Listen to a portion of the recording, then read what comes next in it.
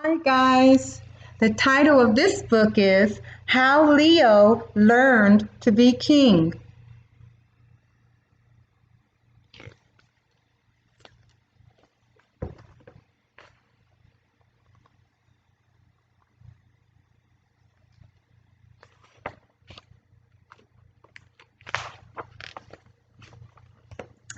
Leo the lion, king of the beasts, woke one day from a nice long nap. He stretched and scratched his back on his throne. He yawned loudly. Oh! Then he opened his jaws wide and let out a blood-curdling roar that shook the entire savannah. Roar! "Oh, shut up!" snapped a little warthog who happened to be trotting by. "Your ceaseless roaring is getting on my nerves. You're driving all the animals crazy."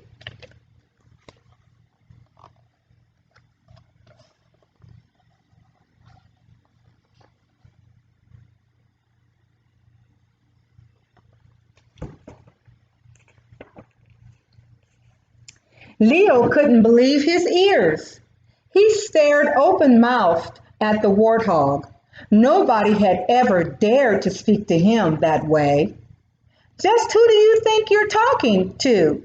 I am Leo the Invincible, the king of the beast." And with that, Leo tensed to spring at the warthog and strike him down with one powerful paw. Luckily, a water buffalo happened to hear the argument and rushed in between them.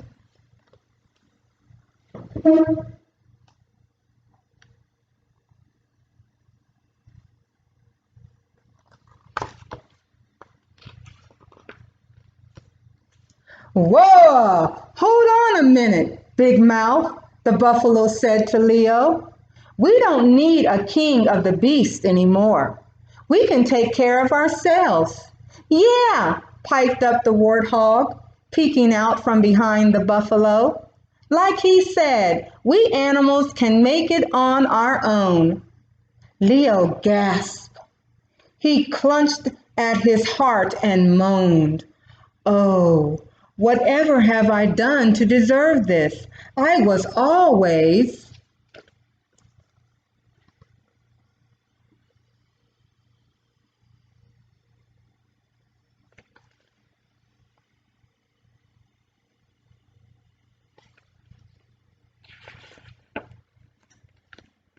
"You were always a lazy, arrogant show-off," squawked the vulture as he swooped down and snatched Leo's crown. "What have you ever done to deserve to be our king?" More and more animals gathered, circling around Leo. The rhinoceros, the elephant, the hyena, the zebra, and even the gentle giraffe all talked at once, shouting wildly and trying to make themselves heard in the din. But then they joined together to shout in chorus, "Lazy Leo, you must step down, get off the throne, give up your crown."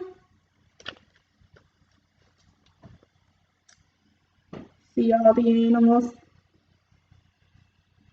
You see the zebra, the vulture,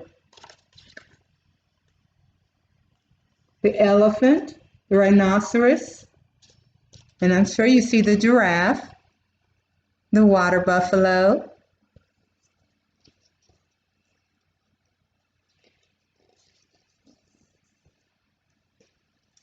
There was nothing Leo could do except flee from the rebellious animals.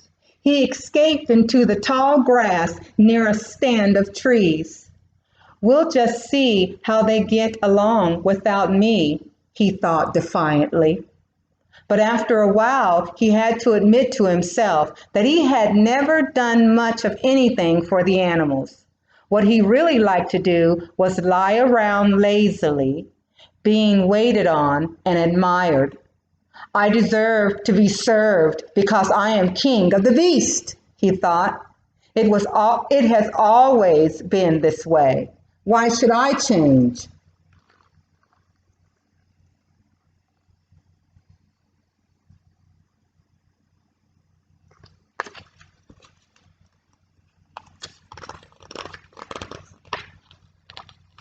Day after day, Leo prowled around the savannah, wondering how the animals were managing without him. They were managing quite well, in fact. Nobody seemed to notice he was gone, and the animals went about their lives as usual. One afternoon, Leo heard a whimpering sound from the side of the river. He peered through the grass, and there, crouched on the riverbank, was a small mouse. "Why are you crying?" growled Leo. The mouse took one look at the huge lion and began to shake and stutter. Leo? I just wanted to get to the other side of this big river, but I can't make it." The mouse was scared of the big lion.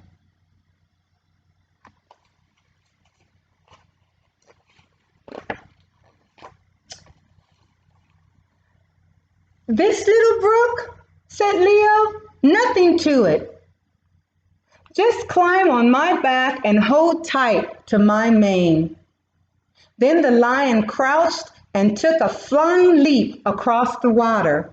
"Oh my!" said the mouse, slipping down from Leo's back. "Oh my, that was amazing. Thank you very much." "It was my pleasure," said Leo. "Take care, little mouse."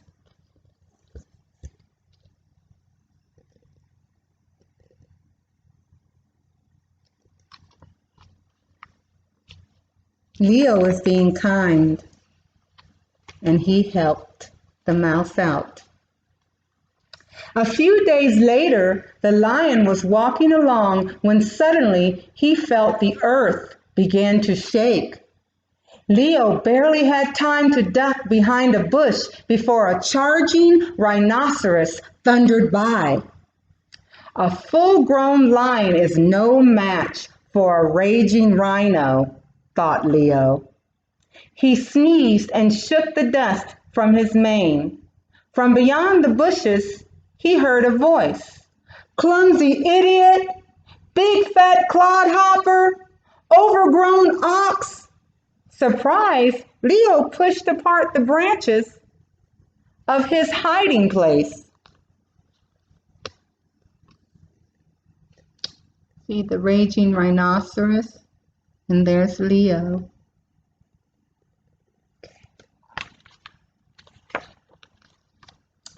It was a porcupine hopping around, his quills twitching in fury.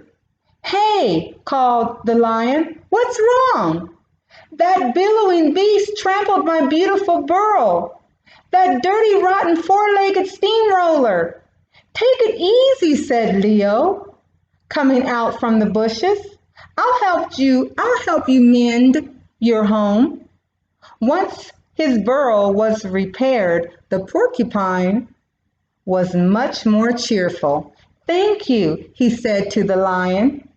"You're very welcome," said Leo. "But now I'm worried about the rhinoceros.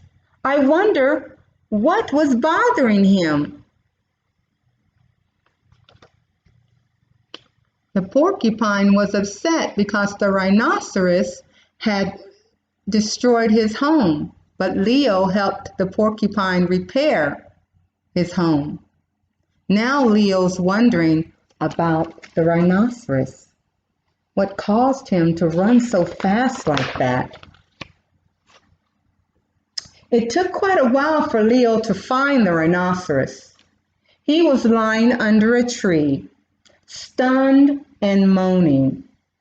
Right above his two horns, a third had sprung up, a huge pink bump.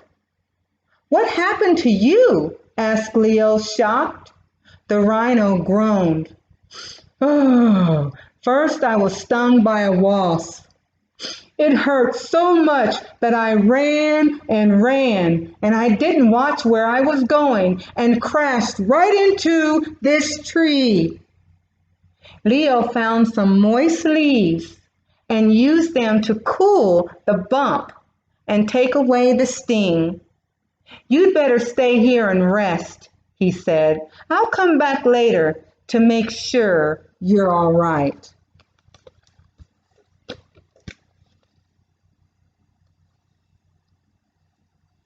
See the rhinoceros? There's the big tree. And Leo helped him with the moist leaves. So Leo helped the rhinoceros as well. Leo was being kind.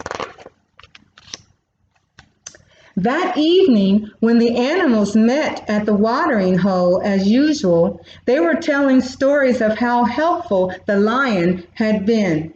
Everyone was astonished to hear what had happened. That's the kind of king I'd like to have, trumpeted the elephant. Someone who cares about you. Yes, yelped the hyena, someone who's kind. Someone who notices the smallest things. That's our kind of king, they all declared. See all the animals around the watering hole?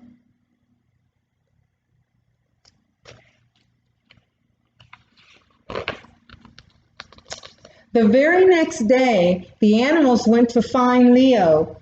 They brought him his crown and throne. The water buffalo cleared his throat and spoke in a gruff voice. Leo, we decided we want you back. Will you be our king again? Leo was surprised and very touched. My dear friends, he said, I am delighted that you want me back. It would be a privilege to serve you. He looked around.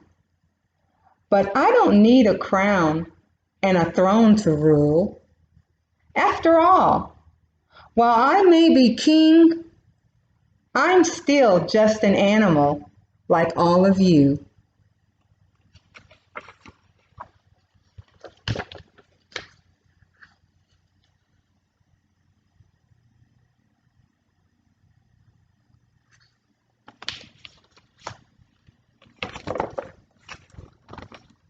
The end.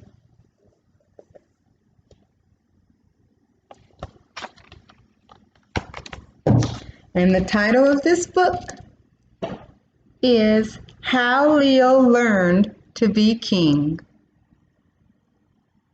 Leo was kind and Leo was caring.